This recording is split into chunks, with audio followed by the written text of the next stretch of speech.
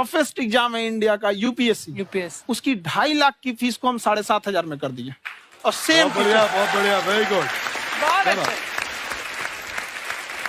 और इंडिया के सबसे बेस्ट टीचर के साथ जो भी हैं वो अपने सब्जेक्ट में उससे बेस्ट इंडिया में कोई नहीं। और इतना के बावजूद ऐसे हम लोग को लगता होगा 7,500 बहुत कम है। एक लड़की ने कहा कि सर शाम वाले बैच को ना मॉर्निंग में कर दीजिए। हम कहे बाबू तो इतना सबके इंडिविजुअल से तो बैच ट्रांसफर नहीं है, क्या प्रॉब्लम है? उसने कहा ना शाम में हमको दूसरे के यहाँ बर्तन मांजने जाना होता है। तो हम लोग को लगता है कि जितना ये तकलीफ इससे कई गुना जाते हैं। और कई बार तो ऐसा लगता है कि वो भी ना ले। एक लड़का बेचारा नदी से बालू निकालता था और वो बालू को भरता था, फिर नाव बालू को किनारे लेके बेचती थी और वो बालू भरता था, उससे मेरी फीस ले आया। हमारा हाथ कांप गया, हम कैसे फीस ले लेंगे यहाँ पर। बहुत बढ़िया। उसी दिन हमने ये प्रण लिया था कि भारत का कोई भी बच्चा उसके सफलता में पैसा उसकी बाधा नहीं बनेगी, चाहे उसको जितना भी पढ़ना रहे। आपका क्या बात। और अर्चना जी मैं इनके बारे में एक बात, खान सर आपके बारे में मैं एक बात कहना चाहता हूँ। इनका जो स्टार्टअप है ये बूटस्ट्रैप्ड है। अच्छा, मैं साधारण भाषा में बता देता हूँ, ये सेल्फ फंडेड है। इन्होंने अभी तक किसी और से पैसा नहीं लिया है, ये इन्वेस्टर के पैसे से नहीं, इन्होंने खुद इसको बिल्ड किया है। और बल्कि इतना स्ट्रॉन्ग स्टार्टअप है ये कि मैं कहूंगा कि अगर इन्वेस्टर्स को इन्वेस्ट करना हो तो मैं एंडोर्स करता हूँ ऐसे स्टार्टअप्स को। यही सब चीजों को देखते हुए कई लोगों ने धमकी भी दिया था वहां पर। अच्छा। और उसके बाद बम चला दिए और 7-8 बम चला दिए और कुछ ब्लास्ट हुआ। एक बेचारा नया लड़का आया था एडमिशन लेने के लिए, उसकी स्कूटी उड़ा दिया। वो आया था, कहा कि सर हम तो पढ़ने आए थे, हमारा स्कूटी उड़ गया। हमारी ऑफिस उड़ा दिए सब। एक तो पास में आके गिरा और नहीं फटा वो।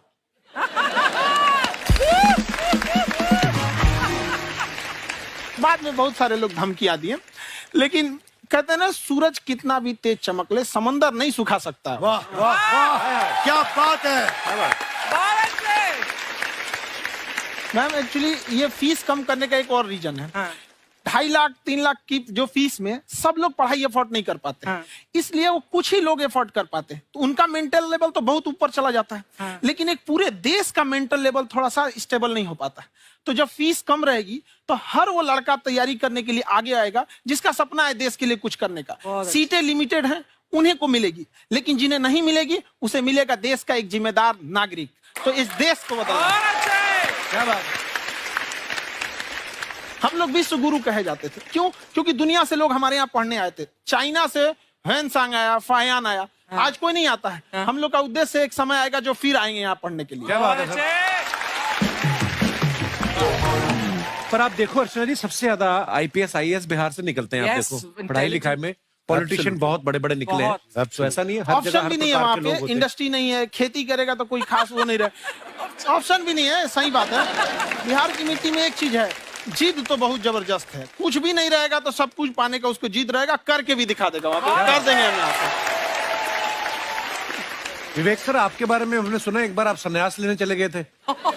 कौन वापस लेके आया आपको? फिर कहाँ तक पहुंच गए थे आप? नहीं, मैं एमबीए की पढ़ाई के बाद मैं ये सोचा था कि अपना जीवन भगवान की सेवा में समर्पित कर दूं। अच्छा जी। बहुत साल मैं वृंदावन में रहा था और गुरुकुल में रहा था। अच्छा। और वहाँ सेवा करना, बहुत अच्छी शिक्षा मिली। मैं बोलता हूँ मेरी असली एमबीए वही थी, मोस्ट ब्यूटीफुल एसोसिएशन। वाह। और मैं वहाँ भगवत गीता पढ़ी, जहाँ मुझे गीता से लगाव हुआ। तो मेरे गुरुजी का आदेश था कि आप भगवत गीता को बिजनेस मैनेजमेंट के साथ जोड़ के देश दुनिया में बताओ। मेरे को लगा बड़ा मुश्किल काम है। मैंने बाद में देखा कि डॉक्टर स्टीफन कॉवी, जिनकी किताब है 7 habits of highly effective people, आप सबने पढ़ी होगी, उन्होंने बोला मैंने 7 हैबिट भगवत गीता से लिए। और हमारे देश के लोग ऐसे हैं जो मेरी किताब पढ़ते हैं, जो कि 3.5 मिलियन कॉपीज बिक चुकी हैं, और भारत में भगवत गीता नहीं पढ़ते। तो मुझे लगा कि मैं गीता विद मैनेजमेंट के ऊपर आकर के बातचीत करूं। मुझे लगा बहुत कठिन होगा, पर मेरे गुरुजी का आदेश था कि कठिनाई आपको तभी तक दिखेगी जब कठिनाई को देखोगे। तो एक छोटा उन्होंने मुझे बताया, पूछा कि इस कमरे में लाल रंग कितनी जगह है, देखो आप भी एक बार जरा देख के बताओ। 7-8 जगह लाल रंग दिख रहा है यहाँ पे आपको? 1 ये 2, वो लाल रंग टी शर्ट पे 3 4 5, ये लाल हो गया 6, उधर लाल हो गया 7, एप्पल लाल, बिल्कुल ठीक 7। पर जब आप लाल रंग ढूंढ रहे थे तो क्या आपको हरा रंग दिख रहा था? Yes no? नहीं। जब आप लाल रंग ढूंढ रहे थे तो क्या आपको काला रंग दिख रहा था? Yes no? नहीं। नो। जिंदगी भी ऐसी है, जो ढूंढोगे वही मिलेगा, बाकी कुछ नहीं मिलेगा। तो उन्होंने कहा कि आप इसी सोल्यूशन पे फोकस करो और गीता के मैसेज को पहुंचाओ। तो मैं बिजनेस मैनेजमेंट के प्रोग्राम्स कॉर्पोरेट्स में करने शुरू किए, क्योंकि गीता पहला मोटिवेशनल सेमिनार जो पृथ्वी के इतिहास में कपिल जी हुआ, वो कृष्ण ने दिया था।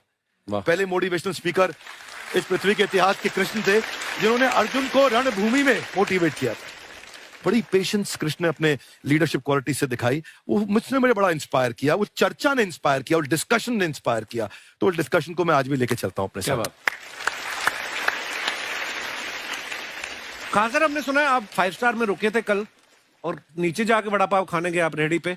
एक्चुअली क्या है ना कि वहां जो चीजें सीखने को मिलती है ना, खाली पेट और खाली जेब इंसान को जो सिखाते हैं वो किसी यूनिवर्सिटी कॉलेज में नहीं सिखाया जाता। और गरीबी बड़ा बेशरम चीज होती है। तो कहते हैं कि मौत भी तू जल्दी आया कर गरीब के घर में, कफन का पैसा भी खर्च होता है दवाइयां खरीदते खरीदते। हाय हाय हाय, क्या बात है।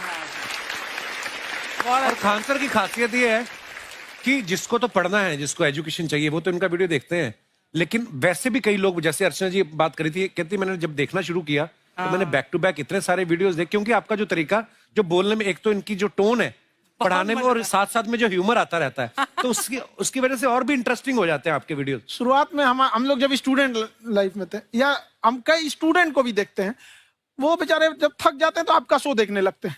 तो शुरू में हमको लगता था जब कि अरे यार हमारी पढ़ाई उसके लिए है, लेकिन पढ़ाई में थक जाता है, शो देख के नहीं थक जाता। हाँ। तो हमने सोचा दोनों को मिक्स कर देते हैं। तो हमने उसको, और आज आपको पता नहीं हमने भी यही किया है। मिक्स करने। हमारे एजुकेशन सिस्टम में 2 कमी है। हाँ। एक एजुकेशन की, दूसरा सिस्टम की। आप पटना से हैं ना? हाँ। हमें भी पटना पसंद है। हाँ। बस कोई पटाने वाला चाहिए। नहीं, मजाक नहीं कर रहे हैं। आपका जो चैनल है, हम दिन में 10 बार आपके चैनल को सब्सक्राइब करते हैं। दिन में? अरे हाँ, और बेल आइकन तो हम इतना जोर से दबाते हैं कि बाकी यूट्यूब वाले बाहर निकल के देखते हैं कि ये कौन है जिसने इनका चैनल इतना जोर से दबा दिया बेल आइकन। बुढ़िया, तो शर्म नहीं आती है? आते ही फ्लर्ट शुरू कर दिया ना तूने। तो जाते हुए करते हैं क्या? विवेक जी नमस्ते। आपसे काम था छोटा सा, कर देंगे आप? ये क्यों करेंगे? नहीं, गुरुजी हमेशा अपने वीडियो में कहते हैं कि विवेक से काम लो, विवेक से काम लो। विवेक मतलब दिमाग से काम लो आप। हाँ, तो विवेक जी अपने दिमाग से ही काम लेंगे।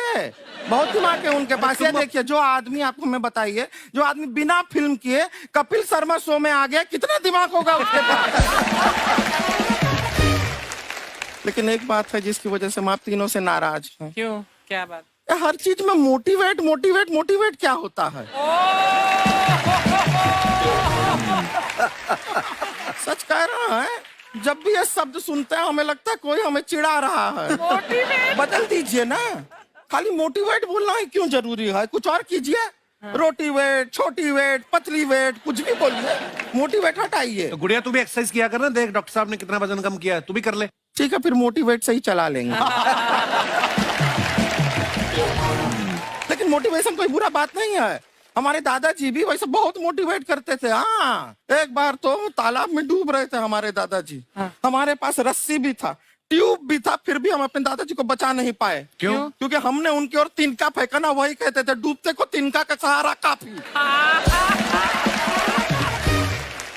नहीं लगा सहारा, दादाजी बुड़बुड़ बुड़बुड़ बुड़बुड़। गुड़िया, तू क्या करने आई इधर? अरे हाँ, हम क्या करने आए हैं, एक पूछना था सर, खान सर। ये जो हमारा एक चाचा का लड़का है, उसको क्या है, थोड़ा पढ़ाई में प्रॉब्लम हो रहा है। तो 12वीं का पढ़ाई आप उसको अच्छी तरह करवा के 12वीं पास करवा देंगे आप? करवा देंगे, वेरी गुड, बात कर लेते हैं। हाँ, राम सरोवर, देखो हमारा बात हो गया है। ये 10वीं जो तुमसे नहीं दिया जा रहा है वो नहीं देना है।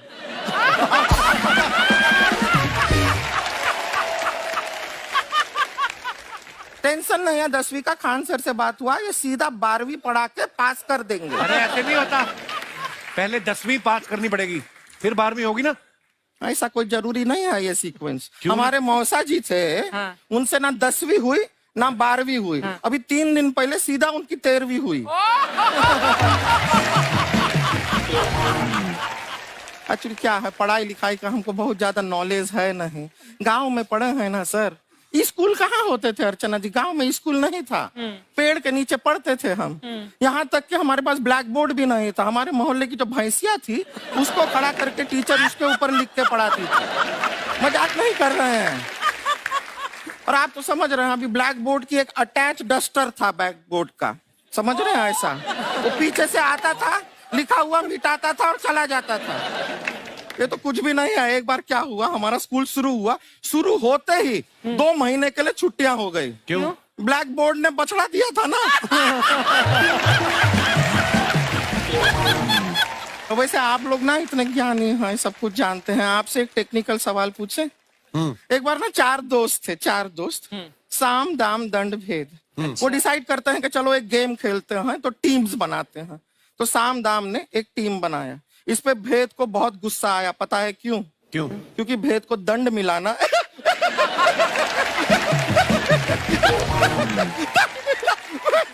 ये सिर्फ हंसती नहीं है सर, थोड़ा सा पेट्रोल पिला दो स्टार्ट भी हो जाती है। इतना है कि और भी बता दीजिए, जब हम बीमार होते हैं हम डॉक्टर के पास नहीं मैकेनिक के पास जाते हैं, और डिटेल दे दीजिए। ऐसा कुछ नहीं है सर, ये बोलते हैं खाली। लेकिन अभी एक रिक्वेस्ट था सर, हमारा एक भाई है, पुरुषोत्तम नाम है उसका, वो गांव से आया हुआ है। आप लोग थोड़ा उससे सब बातचीत करेंगे, थोड़ा उसको प्रोत्साहन देंगे। और शर्मा जी, आपसे भी एक रिक्वेस्ट था, आपसे हमने कभी कुछ मांगा नहीं है। पुरुषोत्तम आएगा ना, एक बार बस उससे कह दीजिएगा, पुरुषोत्तम तुम कितने हैंडसम हो। मैंने देखा ही नहीं अभी तक। तो देख के बस बोल दीजिएगा तुम ठीक है। कितने हैंडसम हो, ऐसा बोल दीजिएगा प्लीज। ठीक है। हम बुला लेते हैं पुरुषोत्तम।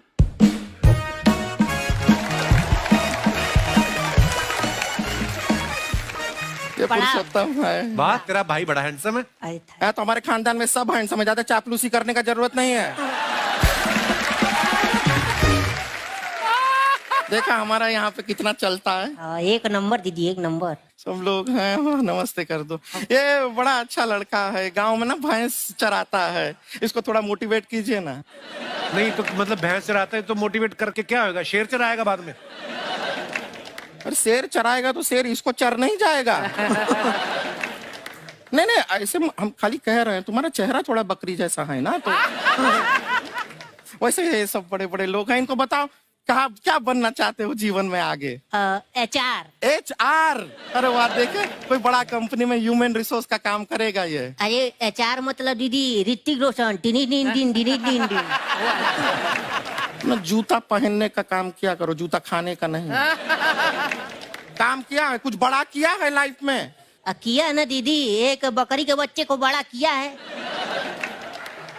तो क्या जिराफ बना दिया बकरी के बच्चे को? अरे कुछ अलग किया है। हाँ दीदी, अलग किया है। वही बकरी का बच्चा भैंस का दूध पीने जा रहा, तो हमने उसको अलग किया है। इससे नहीं होगा, मैं रहने दो, इधर आओ। ये देखो इतना बड़ा बड़ा लोग बैठा है, इनके सामने ऐसा बातें करोगे? इनसे मिलो, इनसे मिलो। विवेक जी तो कितना मार्केट के बारे में भी जानते हैं, मार्केट का कोई सवाल पूछो इनसे। सर परसों जो है मार्केट में हमारी साइकिल गायब हो गई, आपने देखा है क्या? हमारी साइकिल गायब हुई ना, हाँ। इसलिए दिमाग से पैदल हो तुम। पैदल समझते हो? हाँ। चल लोगे? 20 कदम चलोगे? हाँ। घूमो जरा, अभी 20 कदम चल के दिखाओ। निकलो।